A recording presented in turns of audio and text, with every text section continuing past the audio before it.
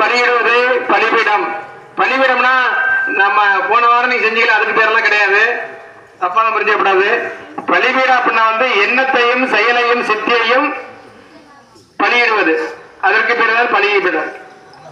அதாவது பலிபீடத்திலிருந்து மூலமூர்த்தி, அதாவது முனீஸ்வரர் சுவாமியுடைய திருவடிக்கும் பலிபீடத்துக்கும் ஒரு ஆகம வைப்ரேஷன் இருக்கும்.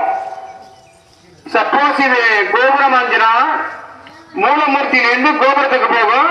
நமக்கு ஆகாச மார்க்கமாக முனீஸ்வரர் இருக்காரு. அதனால மூலமூர்த்தியிலிருந்து பலிபீடத்துக்கும் பலிபீடத்திலிருந்து மூலமூர்த்திக்கும். சோ இங்கே இந்த வைப்ரேஷன் பூமி வடிவத்தில் நடக்கும், ஆகாயத்துக்கு புறப்படாது. ஏன்னா நம்ம முனீஸ்வரர் ஆகாய மார்க்கமா இருக்காரு, விண்ணுக்கும் மண்ணுக்கு இருக்கிறாரு. பூமியில ஒரு காலை வச்சுக்கு வானத்துல தலையை வச்சுட்டாரு. அப்ப ஆகாச மார்க்கமா இருக்கிறதுனால பலிபீடத்துக்கும் சுவாமியுடைய திருவடி